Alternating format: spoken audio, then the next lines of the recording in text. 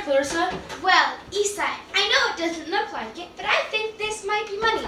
The local produce stand was giving this ginger away for free, and no one else really wanted it. I love candied ginger. I think that was a little work we could sell this.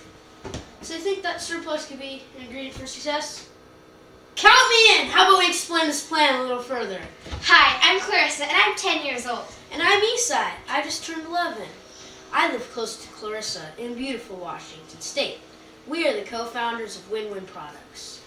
Waste not, want not is our theme. We took the first letters of waste not, want not, then slipped a couple of I's in to get the name for our business, WiNWiN. It fits perfectly because our products were both a win for the environment and a win for us. Sorry. Dang it. Oh well. The inspiration for our business came last Christmas when The inspiration for our business came last Christmas when our mentor came home excited about all the free fruits and veggies she received from a local produce stand. Every year the owner shuts down his stand for a break during the holidays. He gives back to the community by inviting local food banks and shelters to help clear his shelves. Then he builds customer loyalty by offering his regulars the rest of the perishables for free. Even then, some good produce goes to waste. We propose to use this once-a-year surplus to make a profit. There was a lot of fresh ginger available last year, and I knew it should be candied. Ever since then, we have used candied ginger as our main example. Next, we formed a partnership. Originally, I wasn't sure whether I had time to develop a business by myself. Eastside's enthusiasm for earning money was what was needed to let this simple idea grow. Eastside has great people skills, while I help keep us organized. I had ready access to our mentor, while Eastside had a more flexible schedule. When I wasn't available to work on the business idea, Eastside usually was. It really is true that a great partner makes any job easier. There's a certain amount of research anyone going into business has to invest in. While researching production methods, we learned that there are basically five ways of preserving food: reducing water, changing acidity, removing air, temperature extremes, and also adding chemicals, including salt and sugar. Some produce is obviously better suited to some techniques over others. With ginger, our research shows that candying it with sugar or pickling it with vinegar is the way to go. We further explored our business by researching and practicing recipes.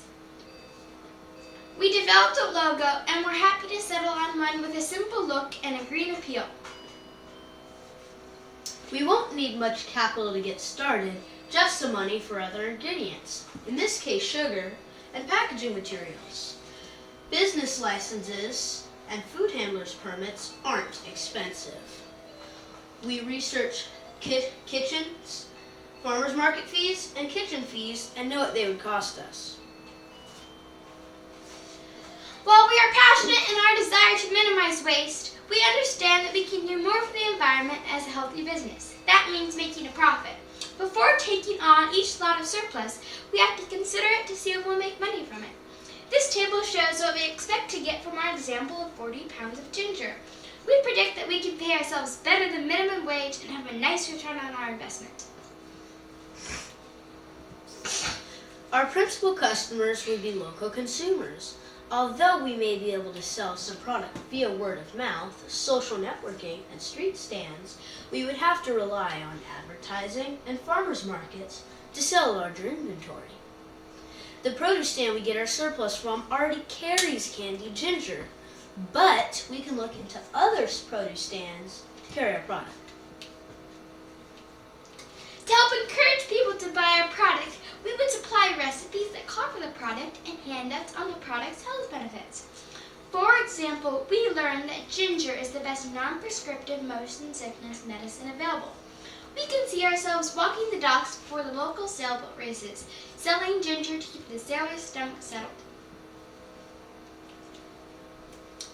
This business is well suited to us as students. Right now, our main job is our schoolwork. We cannot let any business interfere with our studies.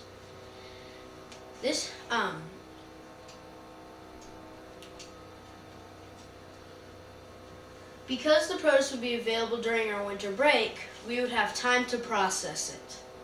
We would need a little help from adults to drive us where we need to go and to help out in the kitchen. Once we gain a reputation for doing the right by the planet and assisting produce stand owners, we would expect to grow our business. For example, there's another stand that closes down in early November until spring. It is likely they will need help with their surplus produce. We also have ideas about adding a line of non-perishable recycled goods. What makes WiNWiN Products unique is its nimbleness and willingness to deal with a relatively small-scale surplus. Since we'd be getting most of our ingredients for free, that would give us an edge over other processors. Our business has extra appeal for people seeking green and local products. As I mentioned before, we have ideas about adding a line of non-perishable recycled goods. For example, the Mylar juice pouches are nearly indestructible and will basically sit in a landfill forever. They can be made into nifty folders, lunch boxes, and decorations.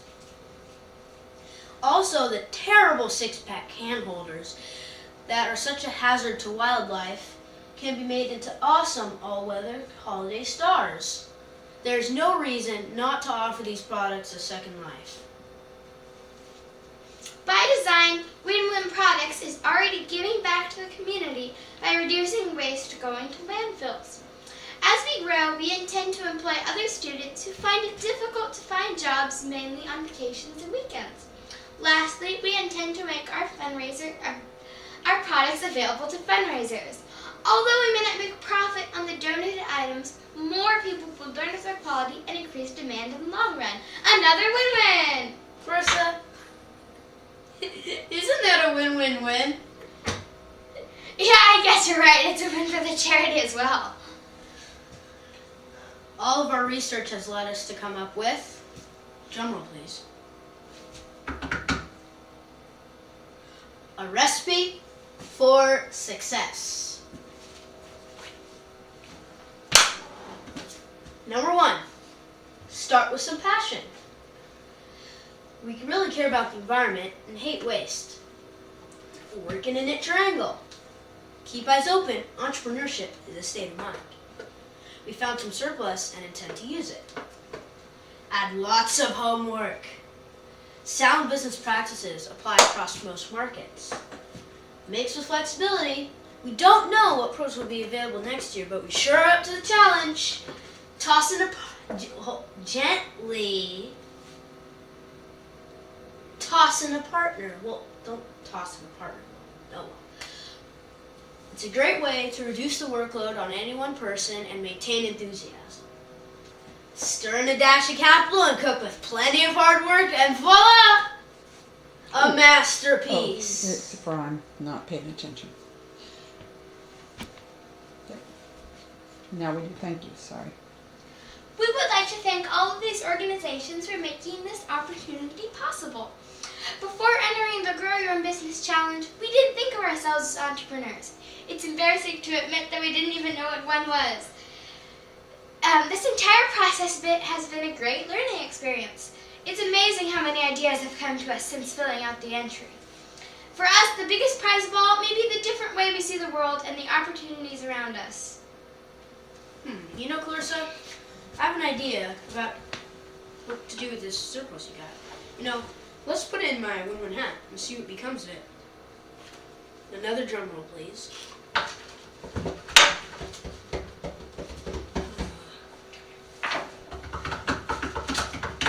I think we have our answer! It's not just ginger, and it certainly isn't waste. It's income! WiNWiN can perform magic! Oh, may we answer any questions, or would you like to have a sample first? There you go. Sorry. Very good. Sorry, I messed up with the...